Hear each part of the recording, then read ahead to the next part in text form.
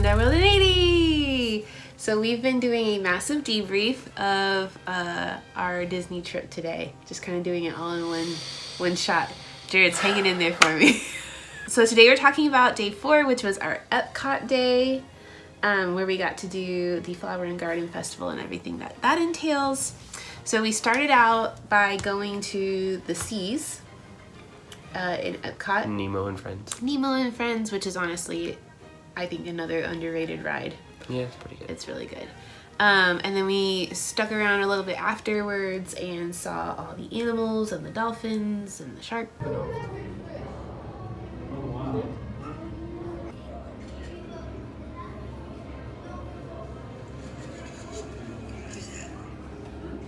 It's also like What do you think about that? Huh? So, when I was 18, my birthday present was to go diving in this tank. They do scuba diving things just like, I mean, these guys are cleaning, obviously, we didn't have to clean. But we went scuba diving in this tank.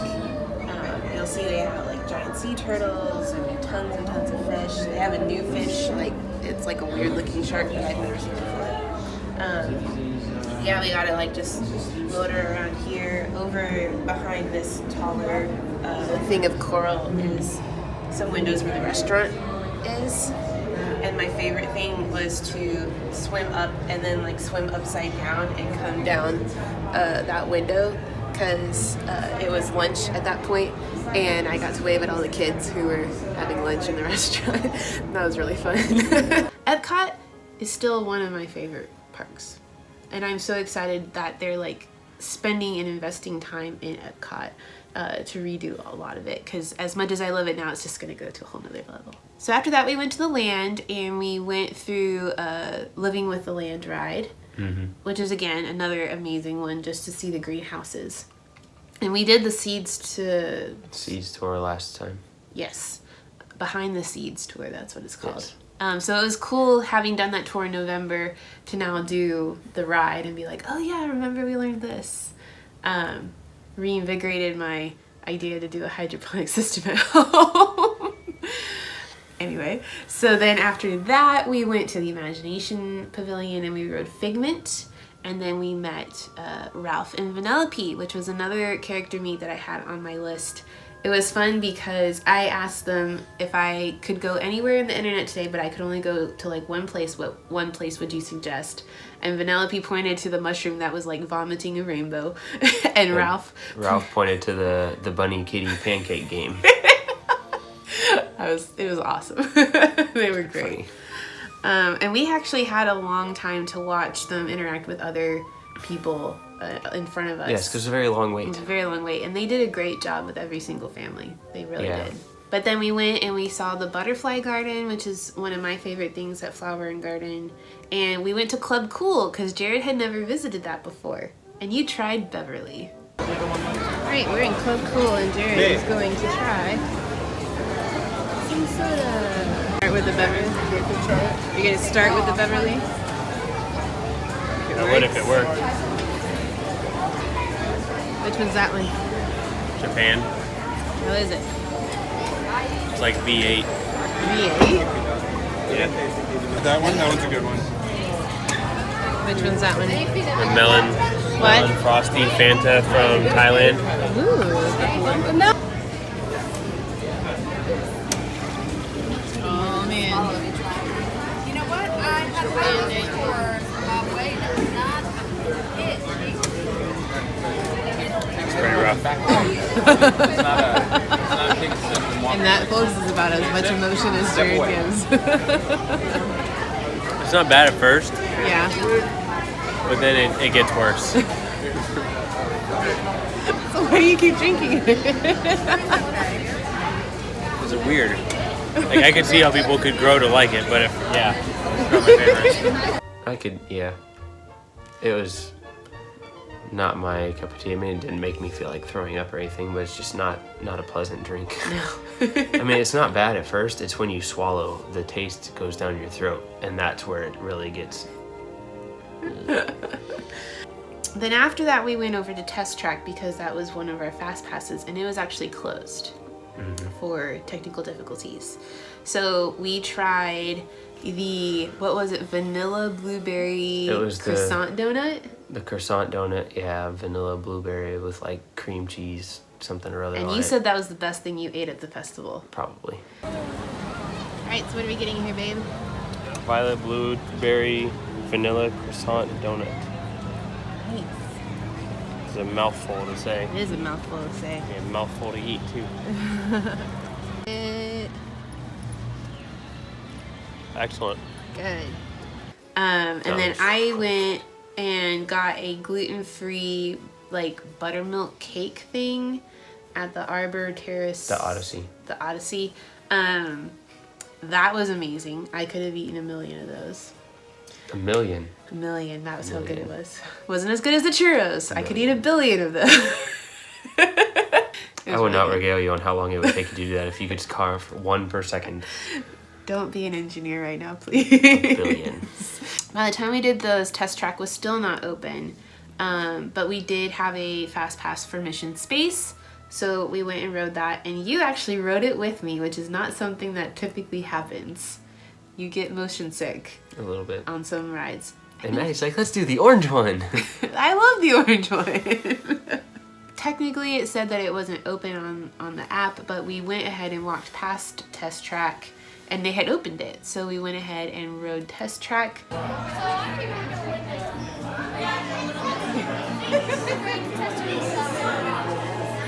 It's so absolutely ridiculous, and I love it.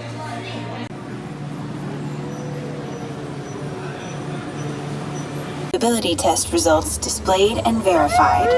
Now let's see how your vehicles compare when it comes to their efficiency. That's right. Spectral imaging in progress. Calculating total enviro impact. We got that.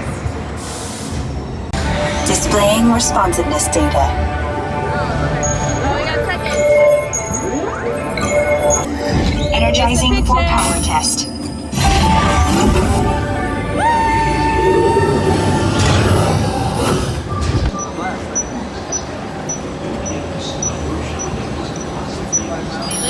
Displaying power test results.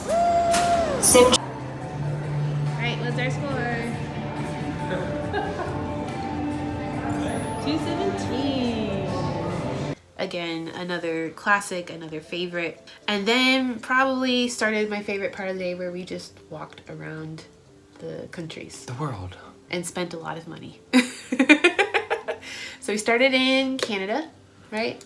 And we would pass by a booth, see if we wanted to eat it. There were only like 4 or 5 booths that had gluten-free options for me. But there were several that Jared wanted to try anyway. So yes, we had our passports with our stickers, because we're those type of people that want to stick our stickers. We still tried a lot of things. We did. But yeah, so we started in Canada. You had already had the poutine. I had already done the orange bird thing. And then we just kind of made our way to round. We ended up doing the Twinnings tea thing, and we got tea, which apparently you can only get in the United States at Epcot. At Epcot. You can get it in the UK, but that's a lot longer of a trip. I thought they said this was exclusive to For the United States. Epcot. Okay. Because I looked, and you can get it on the UK website. I'm sure you can. But yeah, so this one's summer berry green tea. This one is exotic mango and ginger. So we are going to try these this afternoon, so I'm very excited about it. But the Twinnings tour itself was really good. You get to hear somebody talking a British accent, which is a real British accent. Amazing. We had 3 tour guides, and they were all very lovely, and just talked about the tea and the process of making tea and why certain teas were different and the different types and all sorts of stuff. I learned a lot. That was fun. And then we went to France. I had a macaron lollipop, and it was fun to go back into those shops. We just kind of did a lot of window shopping, and just they have actually a lot of... We explored the extent of each country we went to. Yeah, and we didn't remember how far back a lot of those pavilions go. Yep. The French pavilion had a lot of perfume and clothes and some cooking ware. There was a little ice cream shop and a little, pastry area. after that, Morocco. was it Morocco? Which honestly is one of the most stunning pavilions I think I've ever been in Epcot. The way that they had like the shops, the outside bazaar, the inside area, like the little worship mosque kind of thing. We didn't get to go into the restaurant because it wasn't open that early, I don't think. I don't remember. But we didn't get to go into the restaurant, but it was fabulous. And we got Turkish Delight, which if you remember on our Aladdin Disney Bounding, our life episode, we tried to make. This looks like it's gonna turn out a lot better. I think that one's gonna turn out a lot better. We got pistachio, Jared got pistachio, I wanted the fig walnut one. So we're gonna try those soon too. It's gonna be fabulous. And then, but yeah, like that place, it's quiet. There's places to sit. It smells good. It smells good. It's beautiful. Like the mosaics are absolutely stunning. So that might be one of my new favorite pavilions. The other highlight pavilion was the Japan Pavilion. I don't remember how you pronounce the place. Mitsushuki. But they have amazing Japanese stuff. Mitsukoshi. We bought my hat. We bought Reagan a lunchbox for preschool. We bought Reagan a lunchbox. Well, and I'm thinking about attaching straps to the back so that it can be a backpack lunchbox. Because how cute would it be to have this on your back? The amount of Zelda stuff they had was absolutely amazing. I've never seen that much Zelda merchandise in my entire life. Which it wasn't tons, but it was more than anywhere else. Well, and it was bags and wallets and things like this, and hats and books and encyclopedias of all the artwork, and it was cool. Mind-blowing. It was awesome. They also had a lot of Mario stuff, a lot of Pokemon stuff. Everything Japanese. Yeah, and they had like a whole room where you can buy the clothes, the kimonos. They had an incense area which smelled amazing as always. And then they actually moved Pick-a-Pearl since the last time we had been there.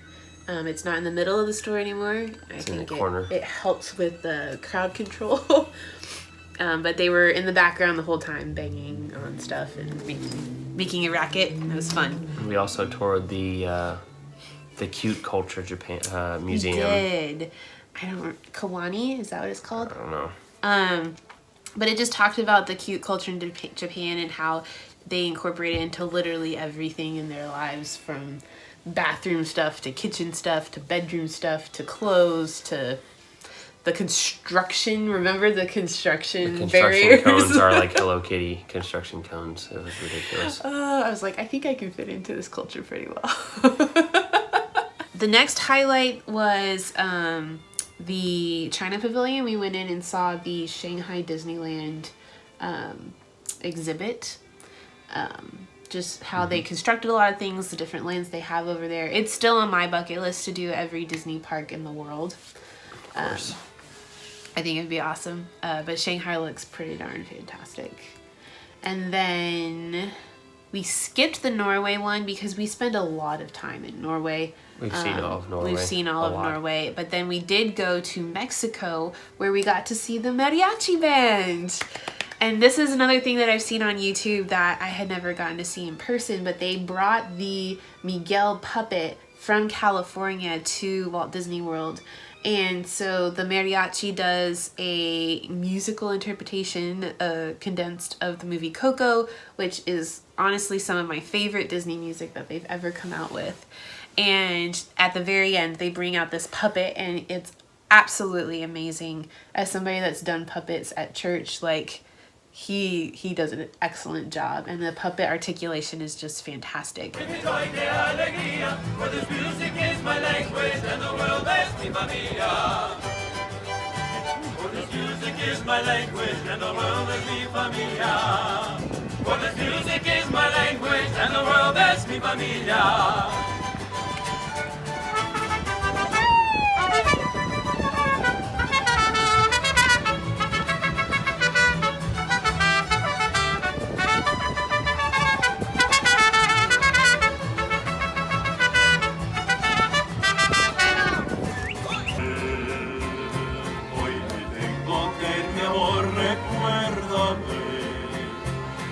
No llores, por favor, Te quiero en mi corazón y cerca me tendrás.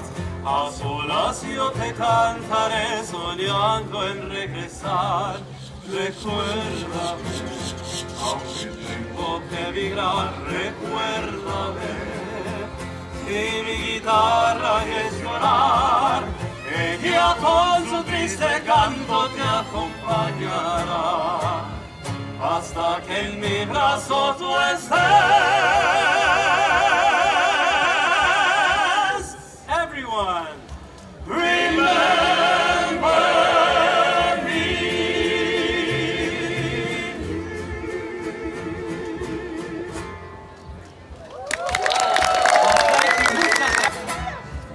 Why is everyone? Oh, Miguel! Miguel Rivera! Muchacho! Everyone say, hola, Miguel! Hola, Miguel! Amigo, you've traveled all this way from Santa Cecilia. Please do us the favor and play this last song with us. What do you say? Would you like to hear him play? That's all. What do you say, Miguel, huh?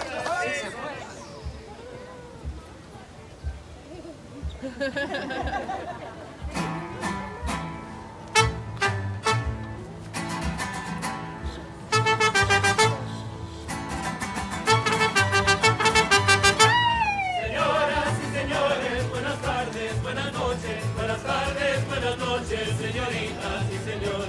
Esta noche estar aquí es mi pasión, qué alegría. Pues la música es mi lengua y el mundo es mi familia.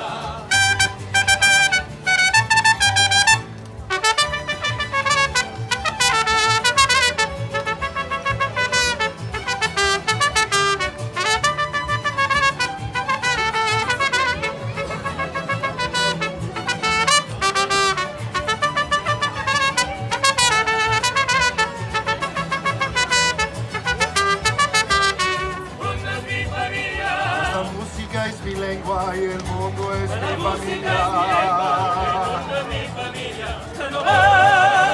Es mi familia.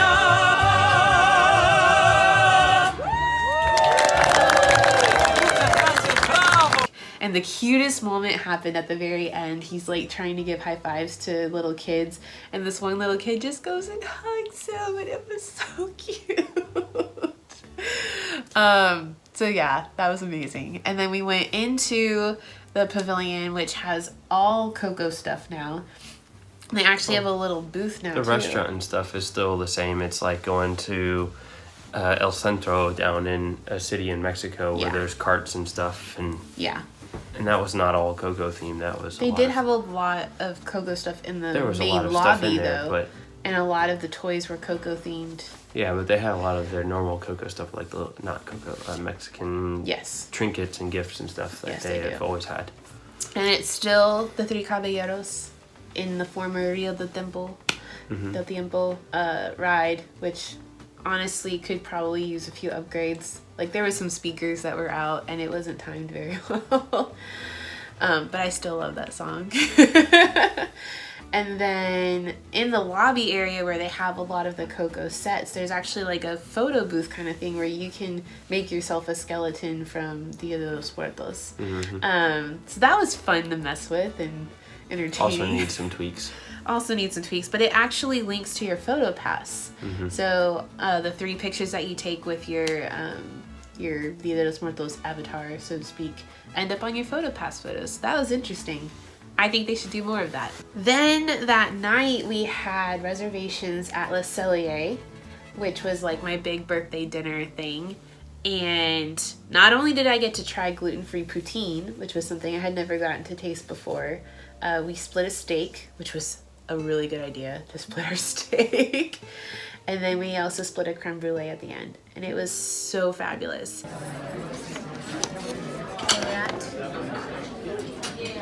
Cellier. We have lots of gluten-free options. Gotcha, fair enough. So that's awesome. You excited about poutine? I think it's gonna be good. So, I get to try poutine for the very, very first time.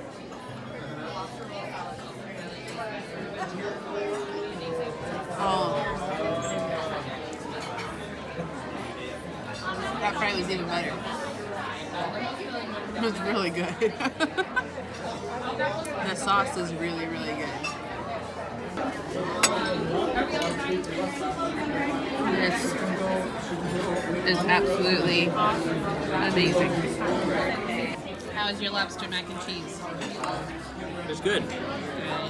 It's good. We got a happy birthday from today, and Jared got my cookie. I don't remember having a steak like that amazing before, and I have had a lot of steaks, and we've eaten at Emeril's in New Orleans, and that's been like the standard that I've compared every other steak to, and I think that Le Cellier's steak was equal.